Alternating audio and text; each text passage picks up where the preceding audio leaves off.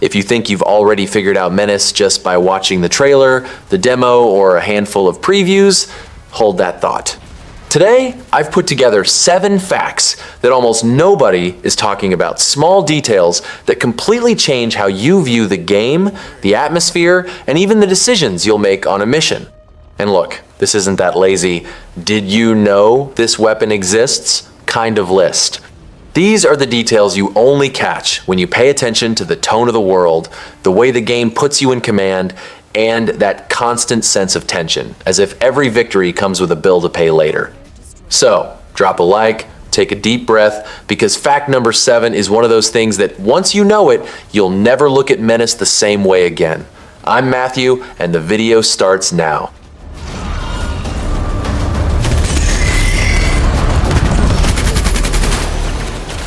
When I saw the cinematic trailer for Menace for the first time, I got that feeling of, okay, this isn't just another pretty announcement video.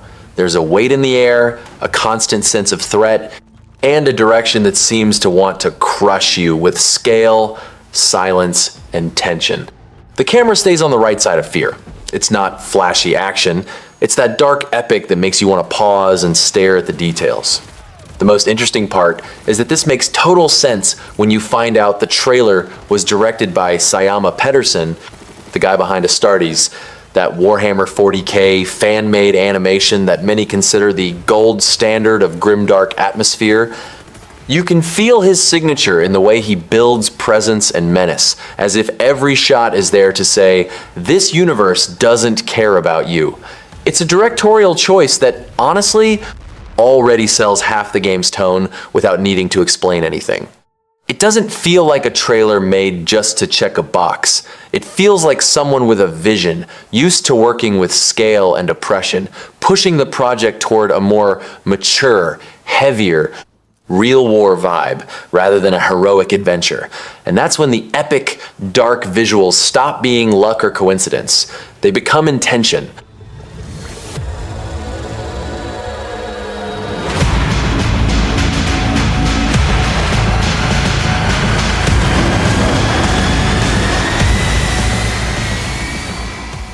When I started noticing the Warhammer 40K inspirations in Menace, it immediately clicked in my head. This game really wants to capture that feeling of commanding miniatures on a tabletop, but with the spectacle and pace of a video game. There's a seriousness in how it presents units and the battlefield, as if every decision is part of a larger plan and not just move and shoot. One of the things that gives this away the most is the visual language and the quick readability of the squads. Helmetless leaders become that classic war game focal point, the guy you identify instantly and think, okay, if this one goes down, the plan falls apart. And then comes another tabletop signature, one special weapon per squad. I like this because it forces personality and function, so it doesn't become a generic mass of soldiers. Each group has its own tactical flavor. The deployment zones and the idea of point limits also have a very specific feel. Instead of simply bring whatever you want, the game puts you in that list building mindset. You build a force with restrictions, choose where to start, and enter the match already thinking about angles, cover, and lines of advance. To me, that's the kind of thing that makes strategy more enjoyable because the game starts before the first shot is fired. And the customization, tying it all together, closes the loop. You're not just upgrading numbers, you're building an army your way, with choices that closely resemble building a tabletop army. I love this approach because it gives you that sense of ownership of this composition is mine, and also leaves room to experiment with different builds and styles without the game turning into an RNG fest.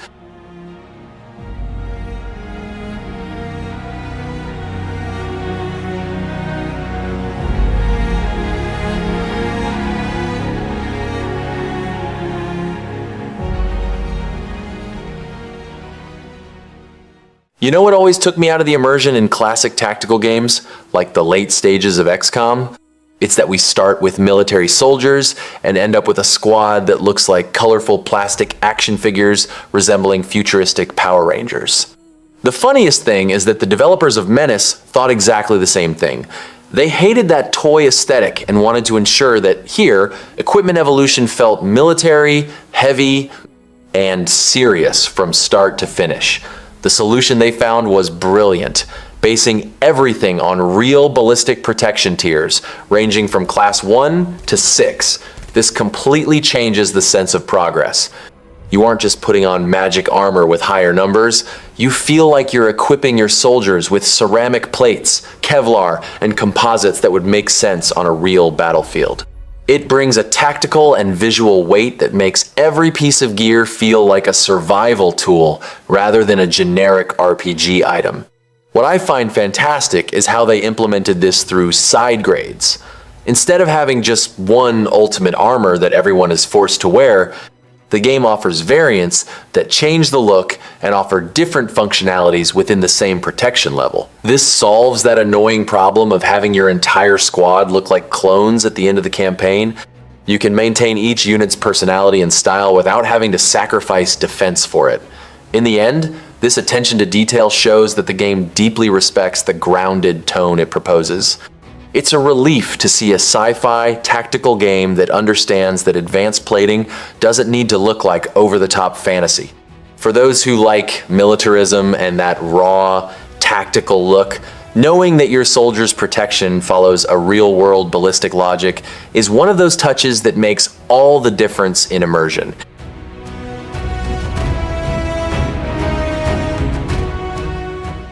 It's impressive to see the impact a well-made demo can have these days, and the case of Menace is a perfect example.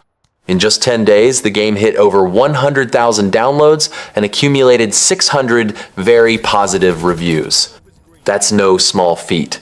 It shows that the tactical community was starving for something with this vibe, and that the game hit the nail right on the head.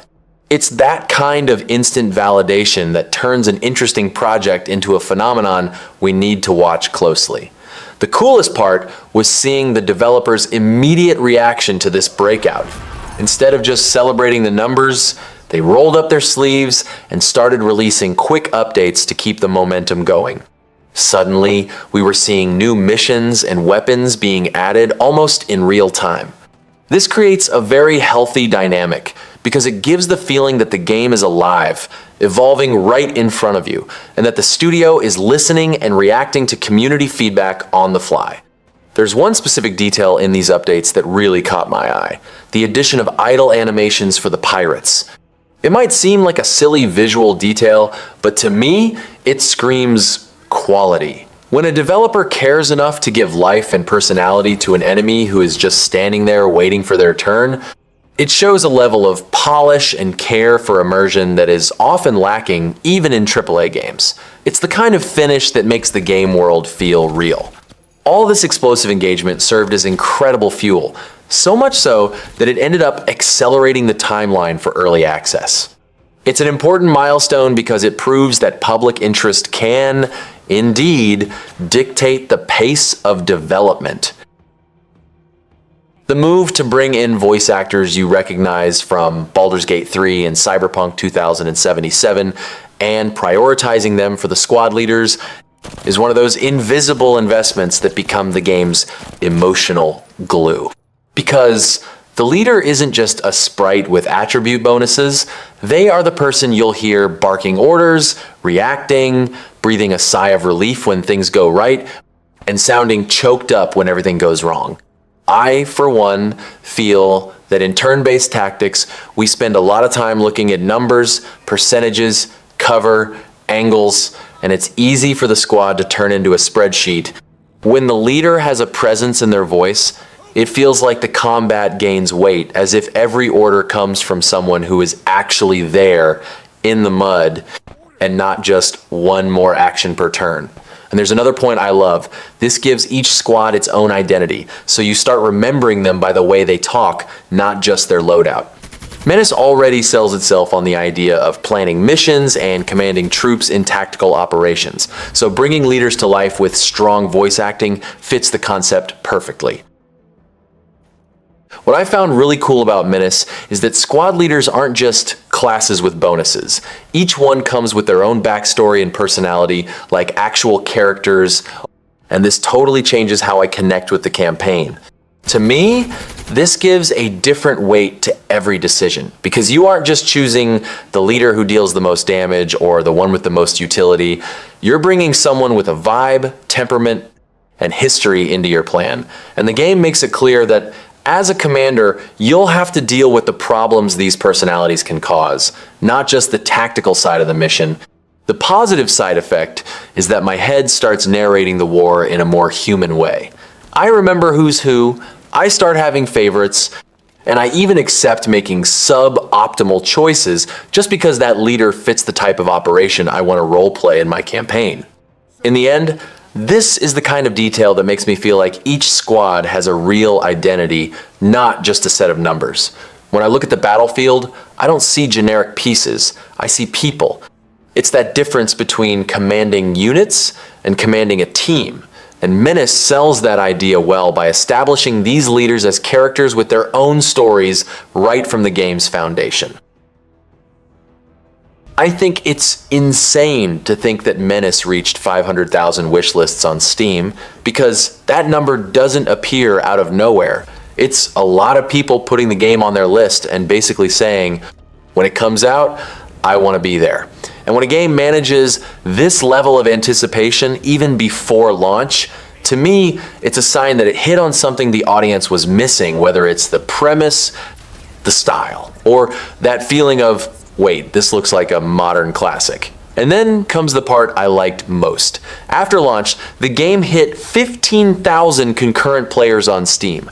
This is the kind of milestone that turns a promising game into a real, living one, being tested by a crowd all at once, with people discovering strategies, accidentally breaking the balance, creating builds, discussing tips, and filling the community with war stories. What makes this even more incredible is the context. A small studio in Hamburg, Germany. I always have a special place in my heart for these cases, because it's when you see a smaller team competing on the same stage as giants, without needing millions in marketing, just on the strength of the concept, the execution, and that word of mouth that gains traction and never stops. Go! Go! Attention! Moving to cover! Taking losses! Yeah. Sir! Yeah. Hoofing it! Getting frustrated! Looks good!